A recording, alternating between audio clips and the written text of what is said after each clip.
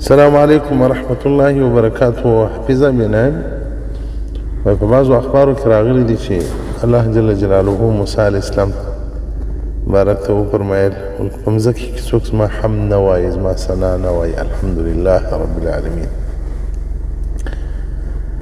الله وایي د اسمان څخه مې یو څاڅکی اوبه هم نسي وار او نه به مځکه واښه راشنه کړي، نه به د مځکې څخه یو دانه د ګډ شی راووځي.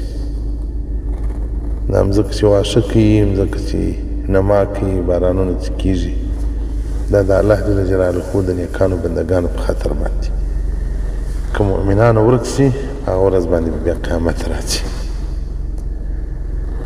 موسی علیه السلام د الله جل جلاله سره مناجات و، نور ډېر څه ذکر کړول سول خو مقصد ته راځو. الله جل جلاله ورته یا موسی علیک الصلاة والسلام تريد ته اراده لري ان دې اكون اقرب الیک، دا دې خوښه ده چې زه ستا تر خبرو درجندی سم، ستا تر ژبه درجندی سم، په زړه کې چې کوم وسوسه تا ته درلویږي تر هغه درجندی سم. ومن روحک الی بدنک، ستا سره چې کوم روح ستا په بدن کې دي تر هغه درجندی سم، او ستا د سترګو تر دې درجندی سم. دا دې خوښه ده چې دومره دې قریب سم. موسی علیه السلام مبارک ورته بلا یا رب، ولې نه؟ خو زه غواړم دغه چې زه تا ته درجندی سم، ته زما رب یې، قریب مې کې ځان ته. الله جل جلاله ورته وایي فاکثر من الصلاة على محمد النبي صلى الله عليه وآله وصحبه وسلم. الله جل جلاله موسی علیه السلام ته وایي نو ډېر درود وایي په محمد صلی الله علیه وسلم باندې، ډېر درود وایي. ګوره یو خو ټول انبیا علیهم الصلاة والسلام مبارکان جنتیان دي، معصوم دي، پاک دي له ګناهونو څخه. بیا په انبیاو کې بعضې انبیا علیهم الصلاة والسلام چې هغه کتابونه ورکړول سوي دي، لکه موسی علیه السلام باره کې چې تورات ورکول سوی دي، د اولوالعزم انبیاو څخه دي. هغه ته الله جل جلاله وایي که غواړې چې ډېر راجندی سې، ستا د سترګو تر دې درجندی سم، ستا د ژبې تر حرکت درجندی سم، ستا تر اورېدلو د غوږ درجندی سم، نو ډېر درود شریف وایي. د موسی علیه السلام په زمانه کې یو ځوان و، ډېر بدکار و. په وخت کې انبیا علیهم الصلاة والسلام ژوندي و. الله جل جلاله به دغه امت کې د ګناهګارانو حالات ورته راواستول چې دا سړی وبسه له دې کلي څخه، دا کلی د ده په سبب هلاکوم، عذاب ورکوم. زموږ په امت کې الله جل جلاله د رسول الله صلی الله علیه وسلم په برکت سره دغه شان منع کړل. بد خلک ګرځي د ښو په وجه باندې، والله هدایت یې توب کړي، په آخرت کې به حساب ورکړي. نو موسی علیه السلام ځوان ته وویل ولوست، الله جل جلاله راته ویلي دي دا ځوان نه کلي وباسه، دا کلی هلاکېږي. نو چې کلی هلاکېږي ته ووځه له دې کلي، ته یې هلاک شه. باره خو نه ځوان هېڅ نه سوی کولی، دا ټول قوم خبر و، نه سوی ردولی، د زمانې د نبي خبره یې نه سوی ردولی. ولاړې ووت یو دښت ته، باره خو نو ډوډۍ یو څه شیان چې ور اخیستي وو هغه ور خلاص و. سړی په یو غره کې دی، باره نو د هلاکت سره مخامخ سو، د تندې او د لوږې سره مخامخ سو. حالت ته ځکندن ور باندې را روان دي.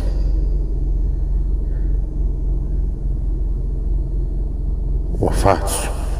موسی علیه السلام ته الله جل جلاله وحی وکړ کوم سړی چې ما درته ویلي وو چې ووځه ویې باسه، او تا ورته ویلي چې ووځه، هغه ورسره راوړي جنازه یې وکړي. موسی علیه السلام الله جل جلاله ته یا رب خدای ګناهګار و، تا راته ویې باسه، اوس نو جنازه زه ورکړم، دا قوم به څه وایي؟ وایي الله جل جلاله ورته ویل یا موسی علیک الصلاة والسلام، دغه ځوان چې مړ کېدی پر حالت ته ځکندن باندې په سترګو کې اوښکې رالې، او دې ځوان په تورات کې د محمد صلی الله علیه وسلم صفت لیدلی ویلی و، نو ځوان په سترګو کې اوښکې راغلې او د رسول الله صلی الله علیه وسلم په محبت کې اوښکې توی کېول. که د هغه امتي وای په دغه غره کې به نه وای، که دغه امتي وای داسې به له حالاتو سره نه وای مخامخ چې ټول قوم جواب کړلم، ټول د زمانې نبي جواب کړلم. هغه د هغه امتي وای څونه شفقت و رحم هغه پر ګناهګارانو پر محسنینو درلودی، نو هغه به لمونځ راکړی وای، د هغه د لمانځه په وجه به الله بخښلی وای. او دغه ځوان په تورات مبارک چې تلاوت کاوه د احمد صلی الله علیه وسلم نوم چې راغلی د درود ویلی، دغه درود په وجه مې رحمت په نازل کړي، دغه درود په وجه مې لار د محبت ورته خلاص کړه، ورسه جنازه یې وکړه. نو پخوانو امتو کې د رسول الله صلی الله علیه وسلم د درود انګازه وه، پخواني امتونه د رسول الله صلی الله علیه وسلم په درود باندې نجات و خلاصوالی پیدا کړی دي. راځئ محترمینو ورونو و خویندو چې په درود شریف باندې ځانونه جنتیان کړو. صفحه 18 خمسة نصوص الإسلامية نادرة في معجزات الرسول صلى الله عليه وسلم. زين الدين شعبان بن محمد يساري كتاب چې پاتې سوی 28 کې خو پاتې سوی دی. د رسول الله صلی الله علیه و آله وصحبه وسلم بارک محبت یې الله را نصیب کړي، او د رسول الله صلی الله علیه وسلم بارک په محبت کې د الله ژوند را نصیب کړي، او الله جل جلاله دې اهل محبت وګرځوي. صحیح رضی الله تعالی عنه مبارک له مدینې منورې له مکې مکرمې څخه ځي. رسول الله صلی الله علیه وسلم چې مدینې منورې ته هجرت وکړي او صدیق راته عنه مبارک ورسره ملګری شو.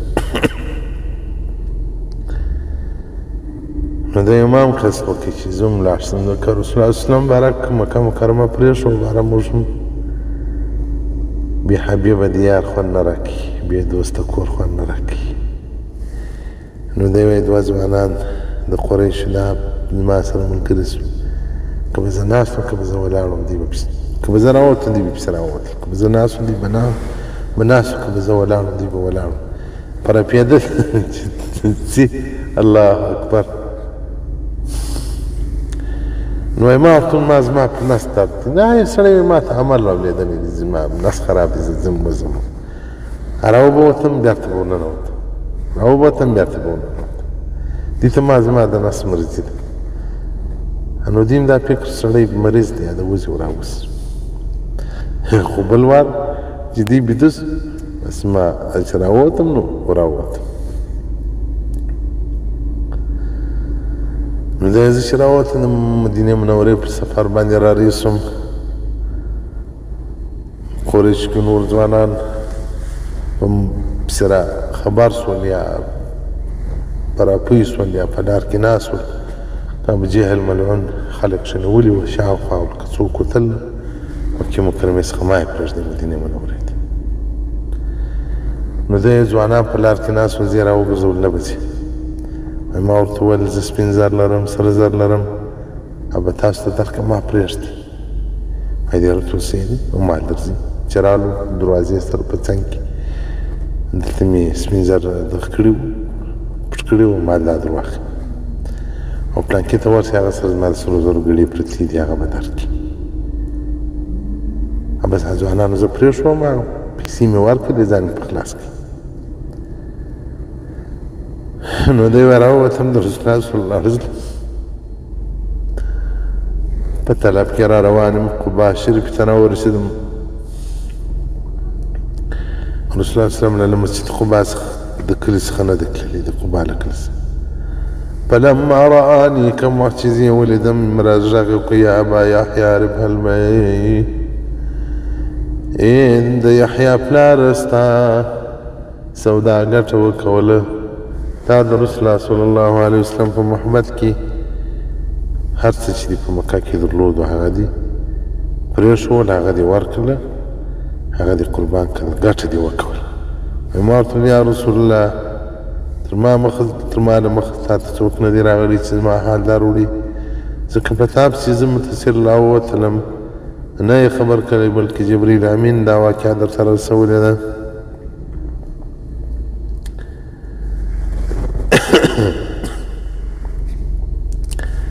دلته آیاتونه را نازلېږي د سورة البقرې شریفې 200 آیات. ومن الناس من یشري نفسه ابتغاء مرضات الله، بعض انسانان دی د خپل ځانونه خرڅوي د الله د رضا دپاره، د الله په محبت کې، د الله د رسول په محبت کې. نو رسول الله صلی الله علیه وسلم بارک په محبت کې صحابه کرامو ځانونه هم خرڅول، اولادونه یې هم خرڅول، مالونه یې هم خرڅول. الله دې موږ ته محبت را نصیب کړي. موږ د رسول الله اسلام په محبت کې یوه ژیره نسو پرېښودی. د رسول الله اسلام په محبت کې یو لباس نسو پر مسنون طریقه برابرولی. اوس د ښځو د علماو څخه بد کېږم، د حیا نه کوي، وایي دا بیا قیوداتو پایبندي لري. هلته امتیان د رسول الله اسلام ځان بولي. موږ نن د غرب د شرق رواجونه راپکښې موجود دي، د کفارو رواجونه په موږ کې عادات دي، د کفارو لباسونه په موږ کې عادات دي. که په یو مسنون لباس باندې ښځه شرمېږي، پر یو شرعي ژوند باندې نارینه شرمېږي، عیاذ بالله دا زموږ د آخر زمانې امتیان ځانونه بولي. سبحان دیارلس الرسول صلی الله علیه وسلم فی قلوب اصحابه. والسلام علیکم.